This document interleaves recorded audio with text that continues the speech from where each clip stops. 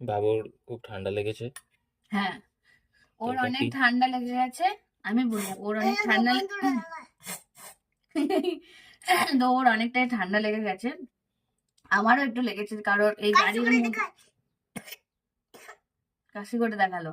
তো সেই জন্য এই যে এখন তুলসী পাতার মানে যে রসটা থাকে ওটা বের করানো হচ্ছে চেপে চেপে। আর এই যে রয়েছে মধু, যে দেখো এখানে মধু রয়েছে। তো এই মধুটা ওর এতটা ছিল, জন্মের পর থেকে ও খাচ্ছে, অনেক মধু শেষ হয়ে গেছে। তো যে মধু রয়েছে ওটা এখন